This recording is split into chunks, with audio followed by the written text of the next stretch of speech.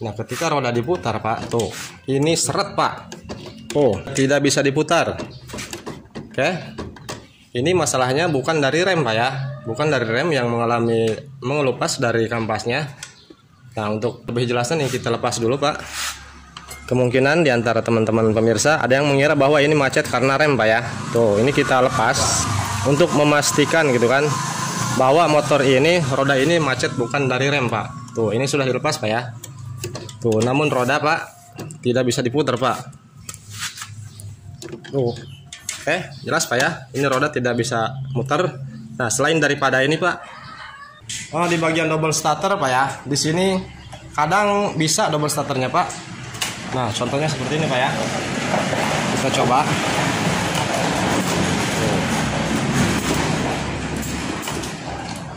Tuh, perhatikan, Pak ya, di bagian roda belakang saat kita tekan double starter. Tuh.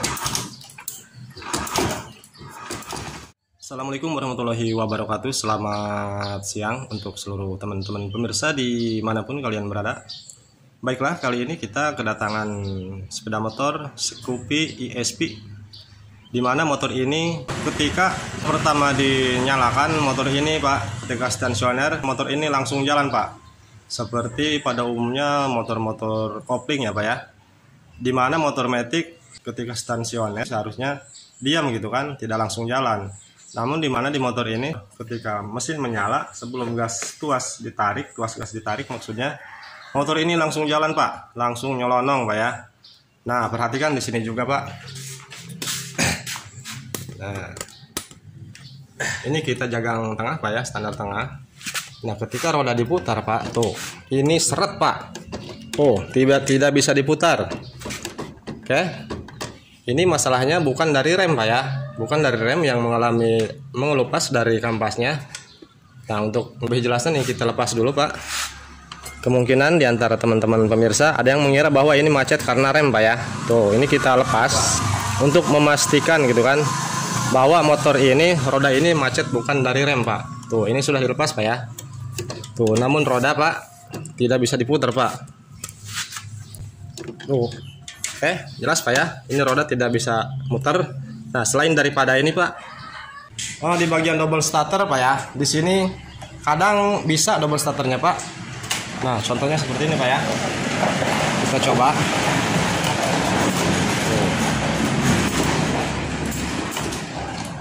Tuh, perhatikan, Pak ya, di bagian roda belakang saat kita tekan double starter. Tuh.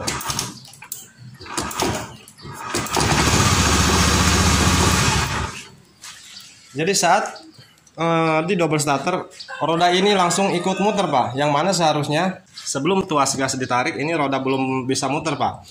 Jadi dari kerek as menuju ke roda ini belum terhubung. Karena di sini ada sifat gaya sentrifugal yaitu kopling ganda, Pak. Di mana kopling ganda sebelum mendapatkan putaran yang lebih cepat, Pak, di sini antara kampas ke bagian mangkok yang menghubungkan ke as roda belakang itu belum terhubung, Pak. Di saat putaran tinggi barulah si kampas menapak ke bagian mangkok dan akan terhubung ke roda belakang sehingga roda menjadi muter gitu kan, motor jalan. Namun di sini sebelum digas, Pak ya, lebih tepatnya saat stasioner, ini roda langsung muter, Pak. Makanya ini wajar, Pak ya, ketika di double starter ini kadang bisa kadang tidak gitu kan, karena truk as baru mulai muter, Pak. Dengan cara di double starter untuk menyalakan mesin, dia langsung mendapatkan beban berat dari roda tersebut. Makanya kadang bisa gitu kan, kadang enggak untuk double starter karena dia mendapatkan beban berat. Nah, untuk masalah seperti ini, Pak, masalahnya dari bagian kopling ganda, Pak ya. Kopling ganda bagian puli belakang. Ini masalahnya kopling belakang, bukan dari rem, karena rodanya juga seret, Pak, tidak bisa muter. Ini seperti kopling ganda ke mangkoknya, Pak, kampas ganda ke mangkoknya seperti melengket, melekat gitu kan. Di saat motor diam tidak menyala, Pak, si kampas gandanya melekat ke bagian mangkok ganda sehingga ini langsung terhubung gitu kan, tanpa, jadi kopling gandanya tidak bekerja dengan mana semestinya, Pak ya. Dugaan kita sementara ini sepertinya melakukan metode pengakalan, Pak. Di bagian kampas gandanya dikasih pengganjal agar si kampas ganda ke bagian mangkok jaraknya lebih dekat gitu kan, dengan harapan si motor responsif, jengat-jengat Pak ya, agar lebih responsif ketika tarikan awal. Oke, tak usah berlama-lama Pak, daripada kita penasaran langsung kita cek.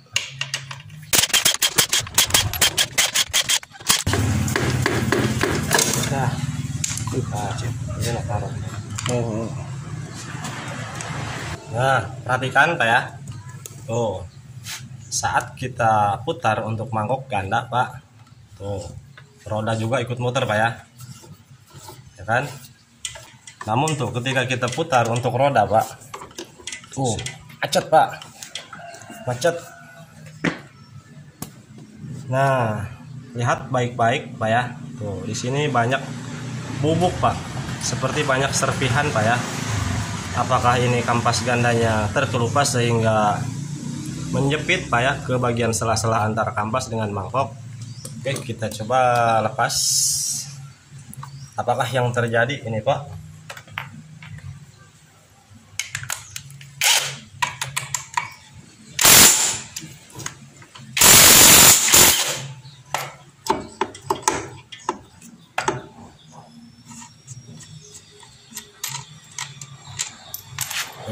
Teman-teman perhatikan, ini ditarik Pak, tuh ini ikut Pak, ikut semuanya dengan pulinya, dimana seharusnya ketika ini murnya sudah dilepas, ini ditarik Pak, hanya mangkoknya Pak yang keluar.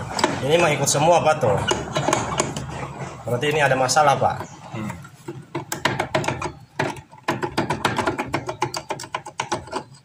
Nah, perhatikan teman-teman. Tuh, di sini banyak serpihan Pak ya. Ini wajar Pak, ini residu bekas dari gesekan antara kampas dengan mangkok Pak ya. Ini wajar. Nah, lihat di bagian kampasnya Pak. Tuh, ini kampas emang seperti informasi dari yang punya motor, ini memang baru Pak. Tuh, kampas memang baru. Tidak ada yang terkelupas Pak ya. Oke, jelas Pak ya. Ini tidak ada yang terkelupas untuk kampasnya. Kok gitu kan, tadi kita lepas ini seperti macet Pak, seperti melakukan metode pengakalan Pak ya, seperti ada yang diganjal di bagian kampasnya agar kampas ganda ini lebih mengembang sehingga jaraknya dari kampas ke mangkoknya lebih dekat. Tujuannya dengan harapan agar motor responsif di awal gas Pak ya. Ini trik seperti itu memang sering dilakukan para teman-teman yang sering oprek motor sendiri, kemungkinan juga mekanik juga Pak ya, bengkel melakukan hal seperti itu. Nah,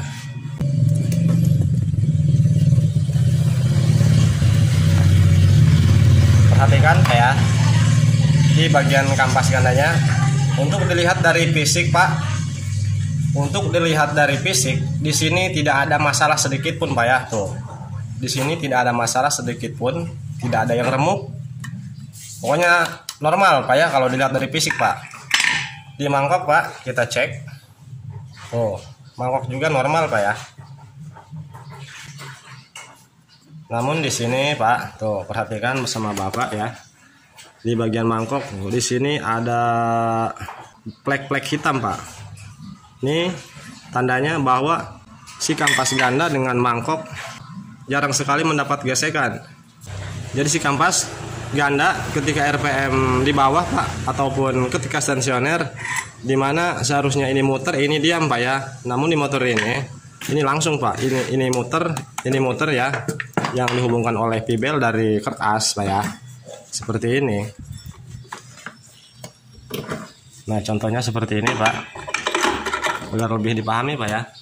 Nah, ketika poros engkol ataupun kertas muter Pak, ini dihubungkan oleh pibel itu sendiri ke belakang, ke puli belakang, dimana ini muter Pak, dimana ini muter saat stasioner, yang menjadikan roda bisa berputar Pak. Nah, ketika mendapatkan putaran lebih cepat Pak, ini akan mengembang Pak, membuka. Ketika kampas ini akan membuka sehingga menapak ke bagian mangkok. Nah, mangkok terhubung ke aspuli terhubung ke roda sehingga roda berputar. Kalau misalkan sudah mulai RPM tinggi Pak ya. Namun kalau misalkan saat stasioner ini diam Pak, ini diam, yang muter hanya ini, diputar oleh pibel, dihubungkan dari kertas Pak ya. Oh. Oke, kita analisa lagi Pak. Nah, saya Tuh jaraknya dekat Pak. Tuh Pak ya, perhatikan saat dimasukkan untuk mangkoknya Pak ke kampas. Tuh ini dikeluarkannya serta macet seperti kampasnya ketebalan Pak ya. Kita belum pernah menemukan juga Pak ya kampas ganda yang terlalu tebal sehingga menjadi seret. Oke. Apakah ini seperti yang kita curigai di awal bahwa ini melakukan pengakalan, pengganjalan di bagian kampas Pak ya. Ini dibuka Pak.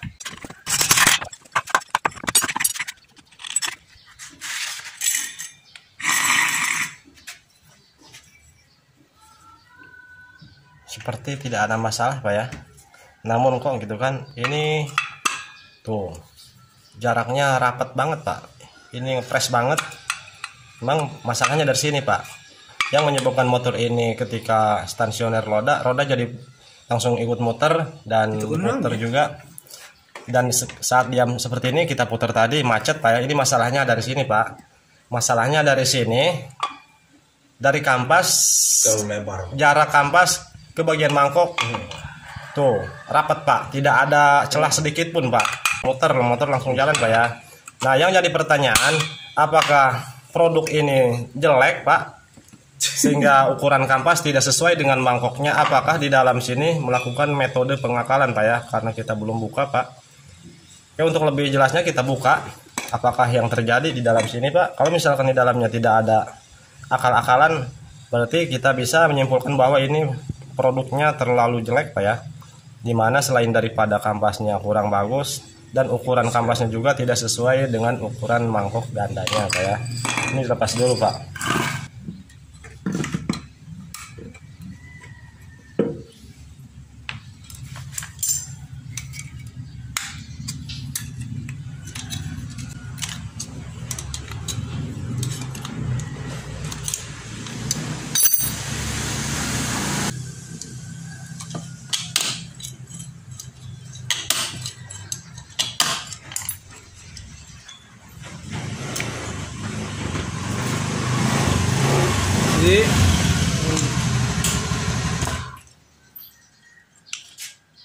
Apa kasur dek?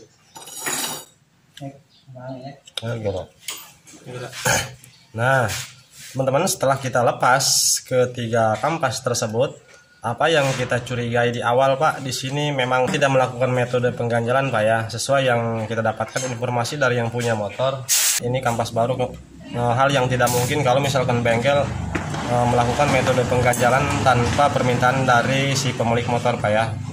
Dan selain daripada itu kampasnya baru gitu kan, nggak mungkin melakukan metode pengganjalan terkecuali permintaan dari konsumen Pak ya. Namun di sini kok ini ukurannya bisa tidak pas ke bagian mangkok Pak ya. Coba kita teliti lagi apakah ini kampasnya bukan kepunyaan Scoopy Pak.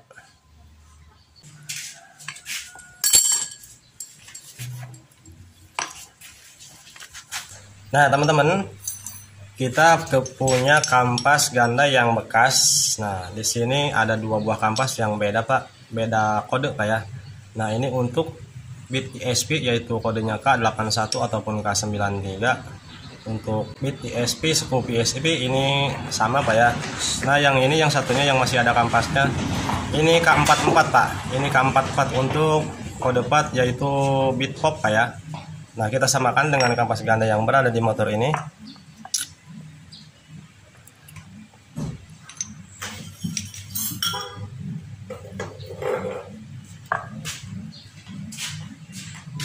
Untuk disamakan dengan kampas ganda kepunyaan Scoopy itu sendiri Pak, Scoopy SP. Tuh ini sudah jelas beda Pak ya. Dari seginya sudah beda tuh. Dari fisik beda Pak ya. Oke.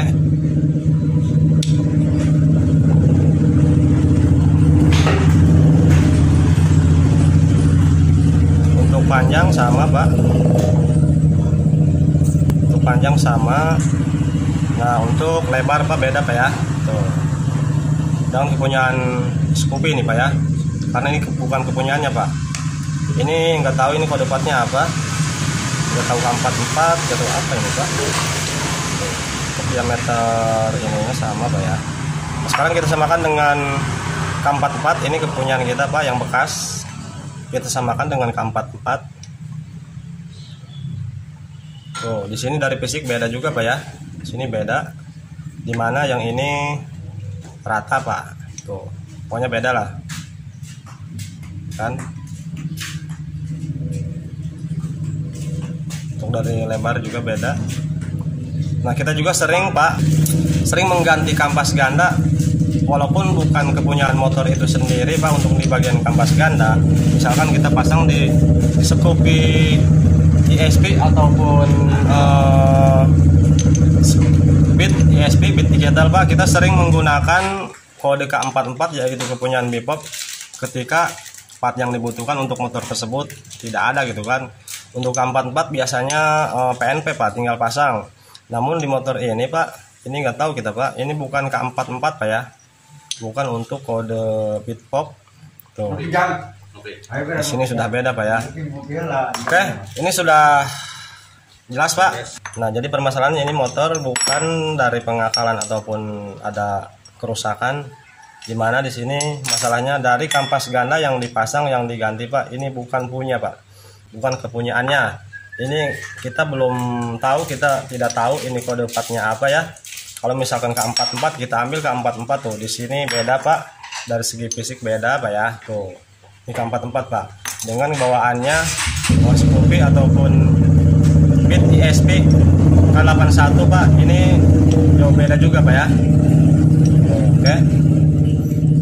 Jadi jelas permasalahannya dari kampas ganda bukan kepunyaannya Pak. Selain daripada itu memang ini bisa dipasang PNP ya, namun ukurannya ini tidak sesuai dengan mangkok gandanya Pak. Diameternya gitu kan terlalu besar, terlalu gede, sehingga ketika dipasang Pak, tuh di sini ngepres Pak ya, seret tuh, sehingga ketika mendapatkan putaran si kampas ganda langsung menapak di sini Pak. Walaupun putaran itu di tensioner lebih tepatnya ini langsung nempel ke sini, langsung melekat sehingga motor langsung jalan. Makanya ketika di double starter sulit, ini langsung ikut muter Pak, langsung mendapatkan beban si poros engkol sehingga starter tidak kuat gitu untuk menyala. Oke, ini akan kita lakukan metode pengakalan Pak ya. Ini tidak akan kita ganti. Tipis kan bisa Pak? Ini tidak akan kita ganti karena ini masih baru juga. Tipis kan? Caranya kita nanti akan dikurangi Pak untuk bagian kampasnya. Tujuannya agar si kampas ini bisa longgar ke bagian mangkok ya. Oke. Nah teman-teman, untuk proses pengakalan ataupun pengamplasan bagian kampas agar lebih tipis dan sehingga nantinya bisa masuk tidak seret ke bagian mangkok Pak. Nah cara pengamplasannya Pak, jangan digosok-gosok seperti ini Pak ya.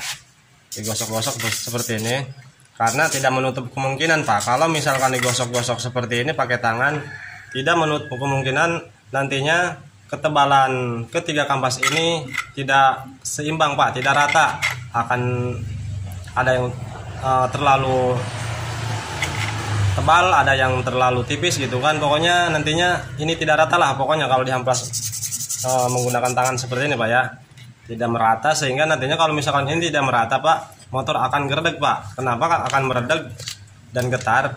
Karena kalau misalkan kampasnya tidak rata proses amplasnya Pak, maka si kampas ini menapak ke mangkoknya juga akan tidak merata Pak, tidak sempurna gitu kan, tidak menapak ke seluruhnya karena di sininya ada yang tebal, ada yang tipis gitu kan, maka motor akan geredeg.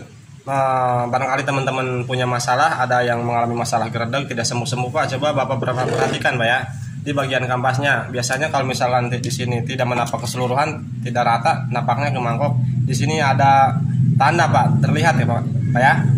Kalau misalkan kampasnya yang menapak, yang tidak, ini akan terlihat beda Pak. Nah itu juga akan mengakibatkan getar dan geredeg. Makanya kalau misalnya ini mau diamplas Pak, ini harus rata Pak ya. Caranya agar bisa rata Pak, nah di sini Pak kita siapkan amplas Pak ya. Ini sudah kita ukur, sudah kita potong, kita ukurkan ke bagian mangkok Pak ya, tebal dan panjangnya juga ke mangkok gandanya. Pokoknya seperti ini Pak ya. Nah seperti ini. Nah, lalu dilem Pak, ini dilem menggunakan lem Pak ya, ditempel menggunakan lem. Nah sehingga si amplas ada di mangkok Pak ya, yang mana nanti ini dipasang kembali seperti pada umumnya pemasangan Pak, dipasang. Nah ketika ini mendapatkan putaran Pak, ini diam Pak ya, ini nanti kita tahan menggunakan rem agar si mangkok tidak ikut muter. Nah maka di situ ini akan menggesek ke bagian kampas Pak ya. Nah disitulah kampas akan terkikis dan rata gitu kan. Ini kita lem dulu Pak ya. Nah teman-teman kurang lebih seperti ini ya, kita lem sampai rata sekelilingnya. Nah setelah seperti ini Pak ya, kita kasih amplas, lalu ini dipasang Pak ya. Ini dipasang, nggak apa-apa Pak, ini walaupun seret juga nggak apa-apa Pak ya. Tuh ini agak seret ya.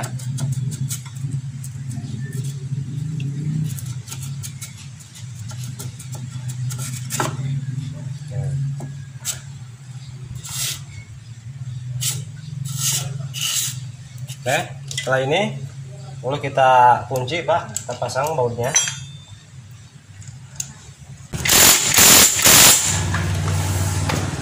Lalu kita nyalakan, Pak Iwang, nyalakan Pak Iwang. Pak Iwang.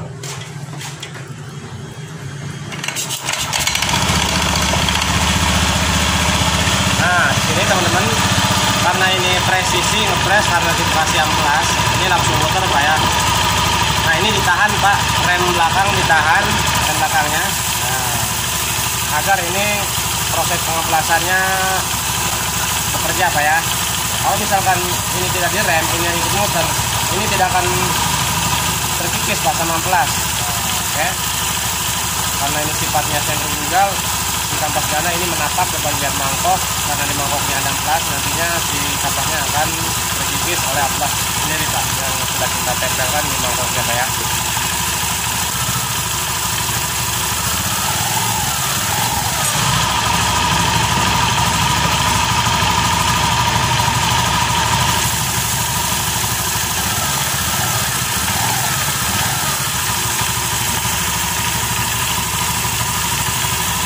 Kali gitu ya, keras ya, kali gitu ya.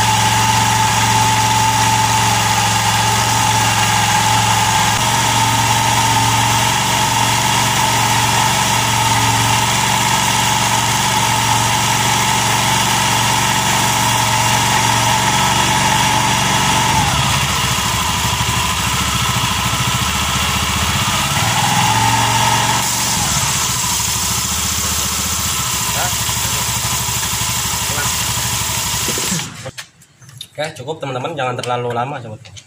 Kalau misalnya terlalu lama ini habis Pak kampasnya Pak.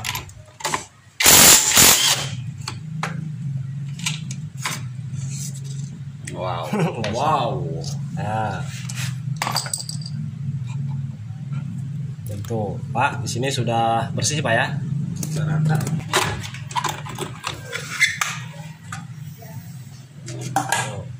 Jadi di sini hasilnya Pak ya tuh, seperti kampas baru Pak. Merata, tidak mengalami ajlugan Pak ya. Ini cukup, tinggal dibersihkan. Sekarang lihat teman-teman, di sini sudah longgar Pak ya tuh. Ini sudah tidak seret lagi. Tinggal dipasang Pak.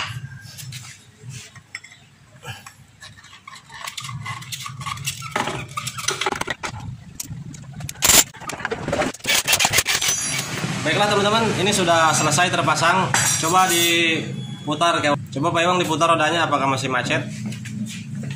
Nah, sini roda sudah tidak macet Pak ya. Sekarang kita turunkan standar tengahnya, rodanya diturunkan. Di awal ini motor ketika roda di bawah Pak, menapak ini tidak bisa double starter turun bang.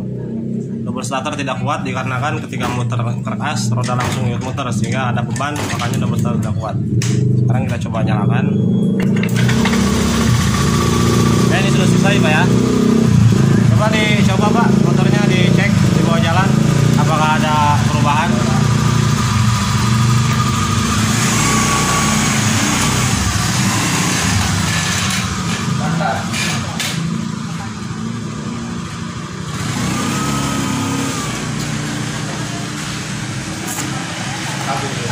Hah? Oh.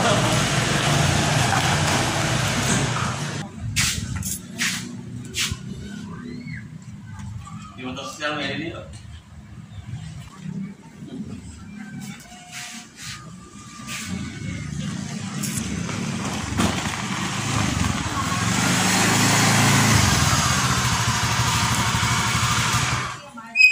Gimana? Apakah sudah nyaman?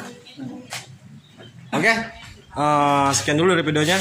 Walaupun sedikit, semoga dapat dipahami dan bermanfaat. Saya Bare Motor, izin pamit undur diri. Mohon maaf bila ada salah kata-kata dan penyampaian. Selamat siang dan terima kasih. Wassalamualaikum warahmatullahi wabarakatuh.